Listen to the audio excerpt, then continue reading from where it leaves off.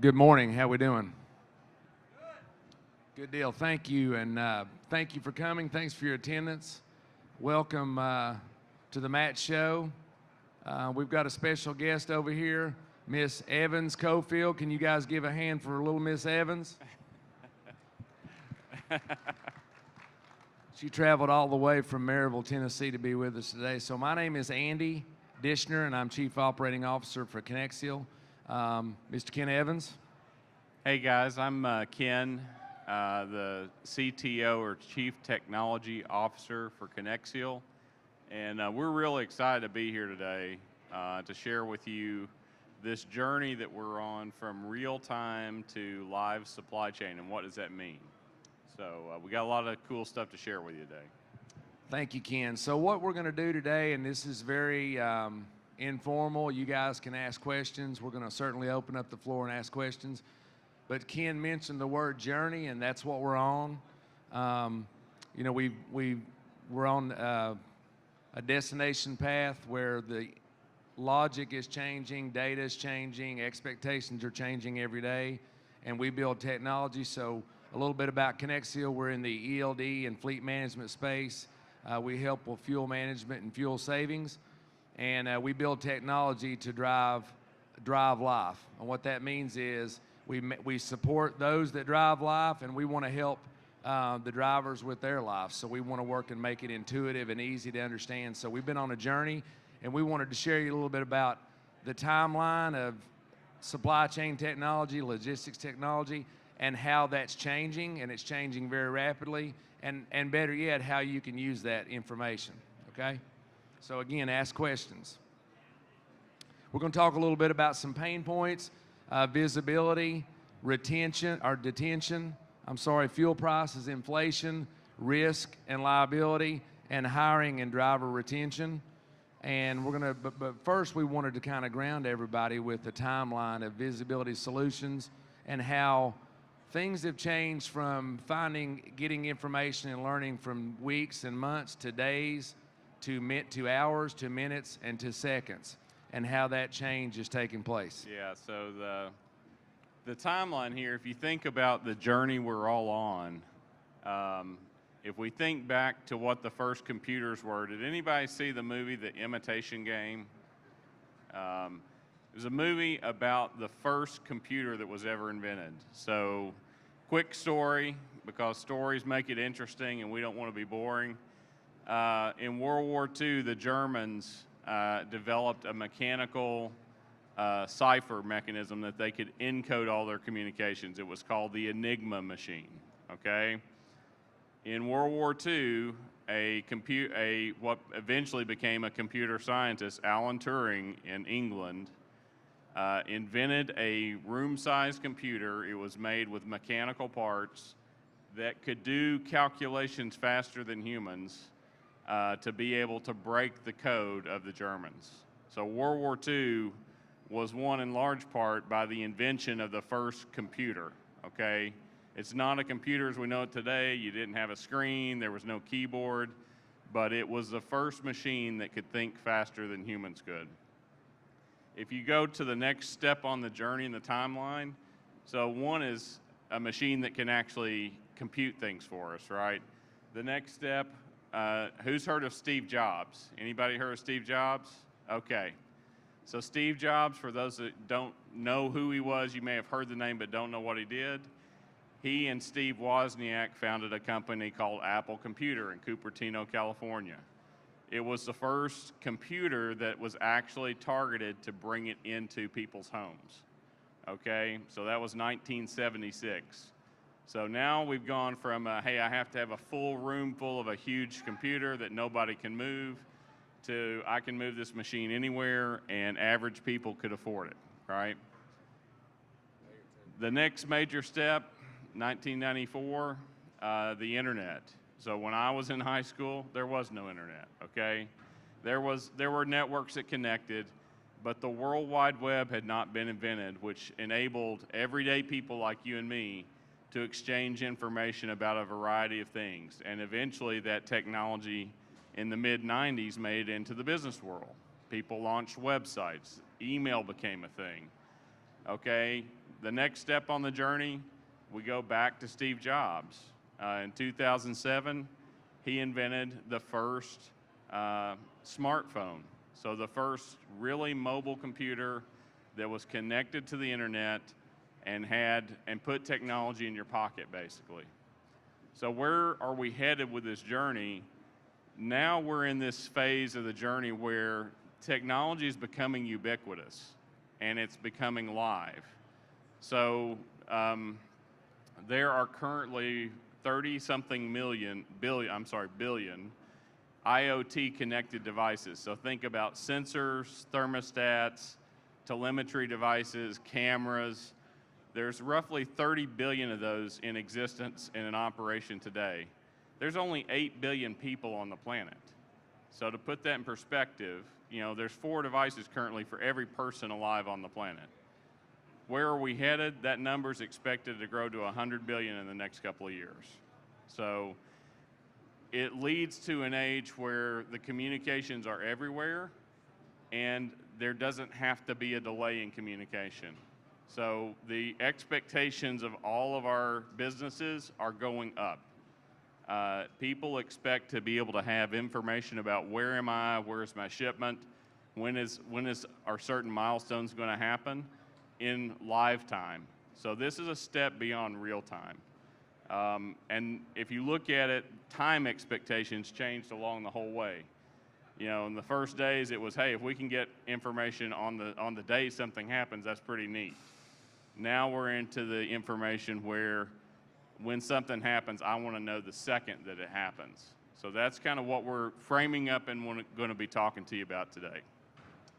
Thank you, Ken. So we want what we want, and we want it now, and we want to know where it's at and what's going on with it. And the data is great, but the problem is, or the opportunity is, how do we manage that information? How do we, there's stuff coming at us all the time. So what we want to talk a little bit is how do we make that actionable, right? How do we take all the data that we get from the business that we run, from the trucks that we operate, from the fleets that we manage, and how do we do that? So we've got some questions that we've teed up. We're going to talk a little bit about how do we do that. So Ken, the first question is, this is all well and good, but how does this supply chain information really matter, and what do we do with it? Yeah, so we talked about the pain points coming in here. Who in this room has had sticker shock at the pump when you filled up a vehicle recently? I personally have, right? I've never paid so much for fuel. Well, when the national average for diesel hit 5.25, that's a big deal. And it's hitting all of us where it counts. And so the question is, what can we actually do to impact that, right? So I can't control the price at the pump, but I can use information to find the most affordable fuel in real time right now. Not data that was yesterday's data, but what is the price right now? I can also use technology to tell me how far do I need to go to get that price, and is it worth going to that station that's 100 miles away, or should I go to the one that's 150 miles away? Okay, so the technology exists now to monitor your fuel consumption in live time, in real time, and to find that cheapest fuel using mapping technology. So that's a major benefit as we look at that, and to conduct analysis. If you own a fleet of trucks and you're not actually looking at a fuel analysis on a regular basis, say a monthly basis, you may be surprised what you find when you actually run an analysis. So Andy, could you tell a story maybe about one of our large customers who found some surprises in the analysis? Sure. And so there's a couple things that if you're a fleet today, you better be doing if you want to make money, right? There's a lot of people driving a truck and a lot of people managing a fleet that they're making revenue, but their costs are about as high as their revenue. We want to make profits, right? So there's a couple things the fleet's got to do. One, you got to be getting the data off the truck and using it to help run your business. You got to be doing that, right? In the early ages of the ELD and the electronic log, it was about I got to be compliant. Those days are over. It's about I got to have information, I got to have data, and I got to use it to save money and make profits. The second thing fleets got to do is you can't buy fuel at retail prices. You're not going to make profits, right? You got to find a fuel program that'll drive down your savings, and you've got to be compliant. So we work with a lot of large carriers that say, hey, I'm good. I've got a good fuel program. I feel good about it. Okay, well, that's good. You've got a good negotiated program, but are you compliant to that program, right?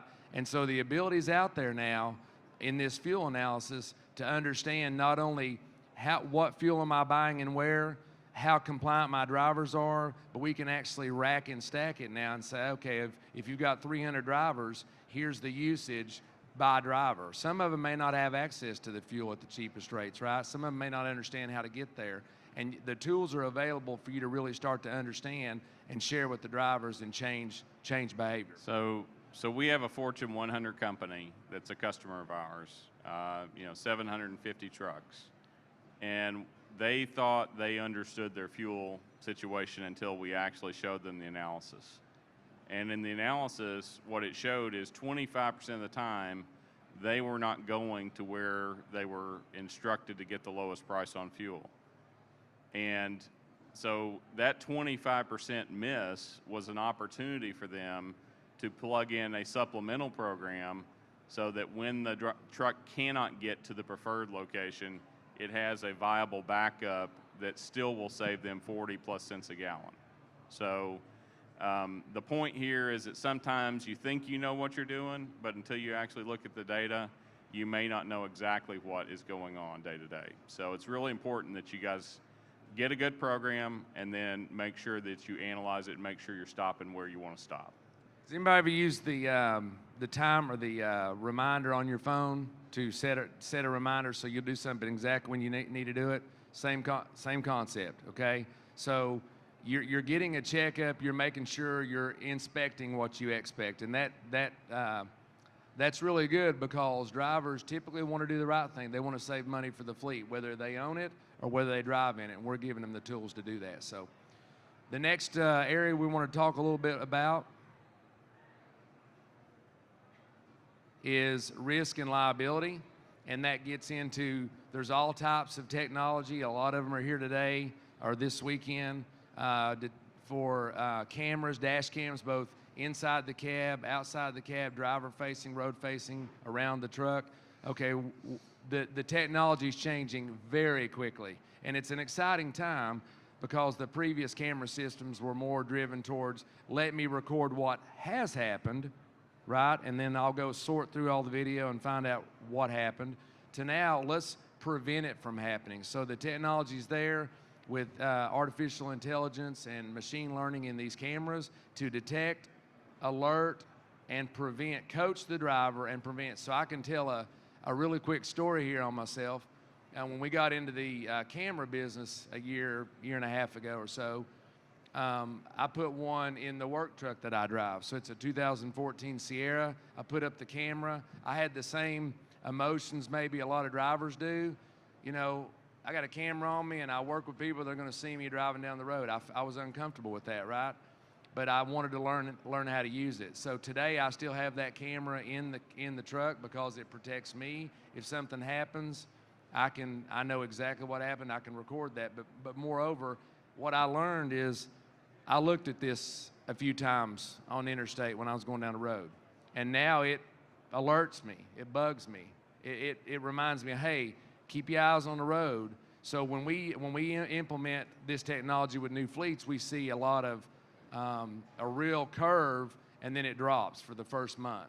And what that is drivers understanding, you know, you really think you're a good driver until you get some feedback, right? So focused on prevention and driving it all on one dashboard. Ken?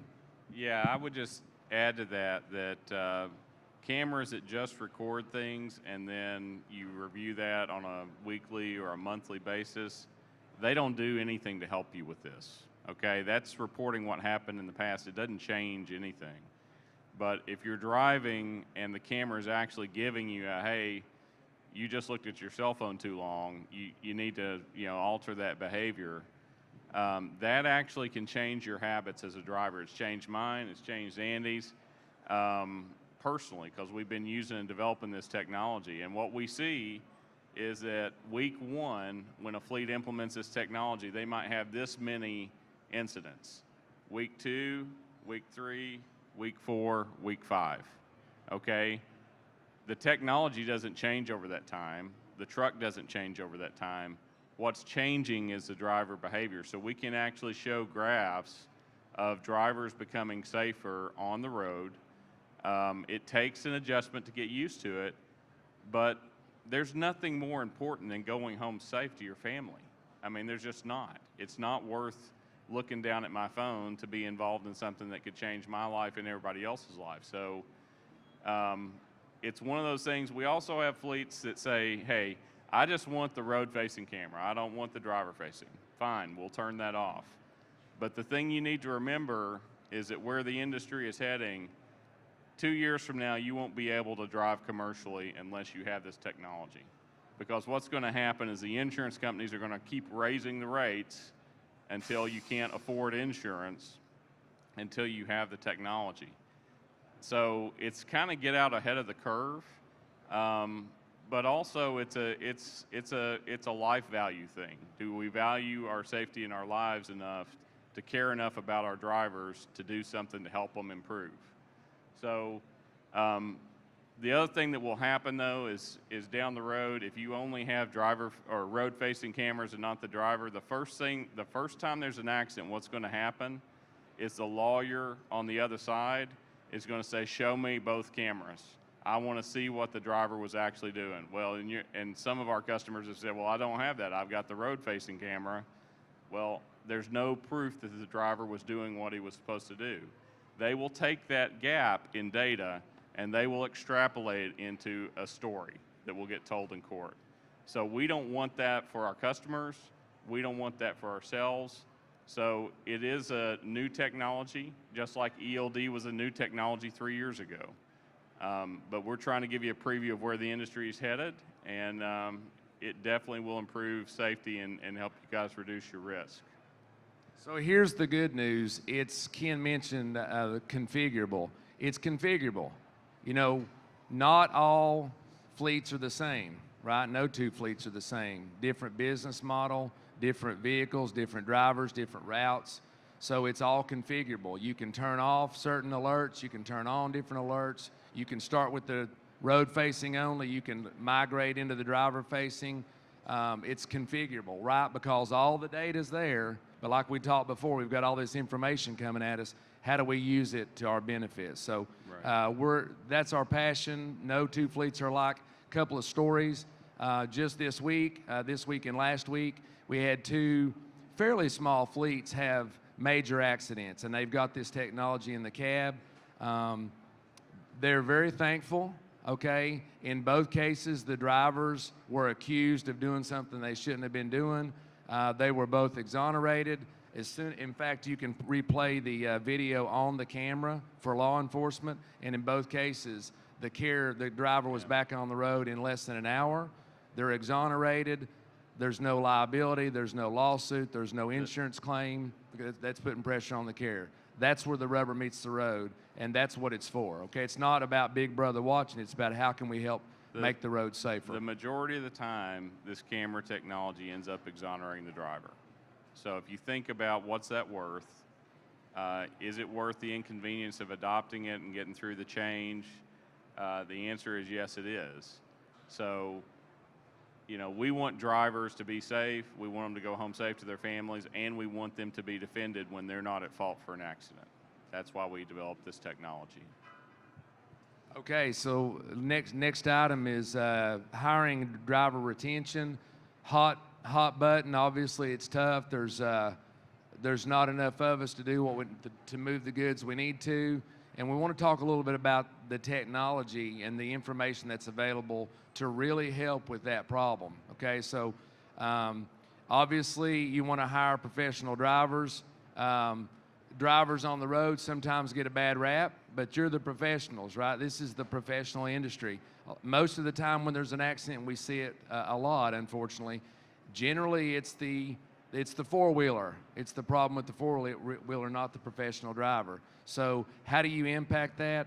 There's data. There's the ability to collect all this information from the telematics unit and also from the cameras to put onto a driver scorecard, pay for performance, And we're going to talk a little bit about a situation where that's really helped a big fleet. Yeah, so again, we've got a couple of large fleets that we developed this for, but it's available for any size fleet through our offerings. But we can actually combine all the telemetry data around braking, acceleration, cornering, but now you can add camera detected details as well, right? And so what this customer did is they built a scorecard, just like a report card in school. They get to set the thresholds. It's configurable by the carrier as far as what they want to focus on. And it allows them to have, it's not so much, they use it not so much as a deterrent or, hey, we want to coach the driver and tell him what he did wrong. They actually decided to flip it around and do a bonus program so that the guys with the highest safety scores and the least amount of safety problems are actually making extra pay. And that's a powerful incentive, a powerful carrot, if you will, to drive a more profitable fleet. Very popular with the drivers. So we learned very quickly when we started doing this many years ago, drivers want to drive. That's what they do. That's what they get paid to do, to move loads, to arrive, to be on time, to be professional, to be courteous. They don't want to spend all day learning how to use technology.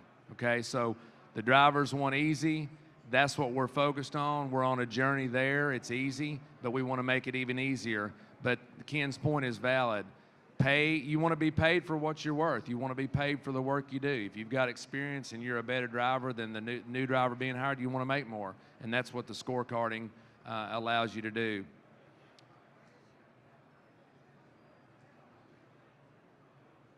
Can you guys move it forward? Yeah, thank you. Okay, so kind of wrapping this up, there's lots of options out there. There's a lot of technology coming at us. There's asset trackers and cameras and forward-facing and rear-facing and cameras on the back, and there's all these things. But how do we manage all this? Because there's a lot coming at us, right? So we want to. So 4 years ago, I think, at a CCJ event, which is put on by Randall Riley, and there were tons of fleets in the room, big, small, medium. There were OEMs, software providers. Fascinating, just a fascinating. There was probably 2,000 people in this ballroom, and the one thing that we heard, which is really important, which has helped steer our company, but more importantly, helped us help fleets, right? Because we want to listen and learn always. But the predominant idea that came out that day was, there's a lot of great stuff out there, but it's overwhelming, and we want it all in a palatable manner. We want it all in one dashboard, and we want it in bites that we can understand. I brought Ken today because he's the technical giant. I'm not, right? I'm learning how to use technology. He learns what the gears, how they work together and all that, right? So we all do things differently. So we wanted to pull the OEMs, the big fleets, everybody said, there's some great stuff out there, but I don't want to go to 5 different places to get it. I want it all on one place. And that's really what we're all about. Condensing data into actionable information, right? There's, a lot of drivers know this, but maybe some don't. There's thousands of bytes of information, bits of information coming from that ECM port every minute. Okay, there's a lot of stuff coming at you. So what? What do I do with it? How do I digest it? So the way we've built it is we manage by exceptions, which is what we all want, right? We want our phone to let us know, hey, you've got a lot to do today, but this is the priority right now, right? We want to go right to that concept. So everything we're doing is built to manage by exception. The scorecarding, we want to reward those that are doing better than others, and we want to make that easy for both the driver inside the cab and the admin behind the scenes, and give the driver a chance to do what they need to do without playing with their phone all day. They want to drive, and that's what they're paid to do. Yeah, I would just add, this concept of really one dashboard that brings together your fleet management system, your ELD, your engine diagnostics, your fuel economy, your IFTA reporting, your trailer tracking devices, your cameras. That's a lot of stuff. And you don't need to be going to 5 different places to try to find information and try to make it fit together. So we focus a lot of time and effort on making it a high quality user experience. There's lots of data, but what we're interested in is just giving you the information you need, right? So we try to hide as much of the complexity as we can. It's there if you want to dig in and find it, but we are focused like a laser on creating the highest quality user experience in this industry, whether it's on the driver app or whether it's on the admin control tower. I don't see anyone else out there who's putting as much time and attention into the detail of how do you make it easy for folks. So you guys heard the old saying, a picture's worth 1,000 words. You're talking to somebody and you just don't get it, and they say, well, hold on, I'll just send you a picture. And they text you something or hand you a picture, whatever, and you're like, I got it. I wasn't following what you were saying. That's the same concept that we're using. How do we take all this and put it in a picture, a graph, a dashboard, something that's easy to see, okay? All right, we're about 25 minutes in or so, 30 maybe, and we want to ask some questions, or let you ask some questions. So we've talked a lot today about what's out there and what's coming, what the future looks like. It was, weeks, months or weeks, to days, to hours. There's a lot of technology providers have it down to 5 to 15 minute updates, and now we're talking live second by second. It's there. So let me mention one thing here for you guys. So if you'd like to see a demo of what we mean by live, come by and see us at booth 61129. But if you can picture in your mind a screen where you can actually click on one of your trucks, see it moving and updating all the telemetry second by second, being able to click on another button and turn on forward-facing and driver-facing cameras and actually communicate with the driver live. So if any of you guys have been on a video conference or a FaceTime event, you know how video works 2 ways. This technology can take your operation to that level. And I'll tell you a story Andy wanted me to share is, sometimes my wife and I run on different schedules, okay? I know none of the other people out here have that problem. Evans, don't tell Aunt Gina, yeah, okay? Don't tell Aunt Gina. So, but sometimes we're supposed to be somewhere at 6 o'clock, and I'm where I'm supposed to be at 6 o'clock, and I call her and she says, "Oh yeah, I'm just about there. I'm 2 miles away." Okay. Well, with this technology, it's not a phone call. You're not calling the driver saying, "Hey, you're supposed to be delivering right now. Where are you at?" And they say, "Oh, I'm just around the corner." It's a point and a click, and literally you can see where the truck is that second and each second as it goes along. So no more of these calls with people telling you where they're at. You can actually see where they're at without having to make the call.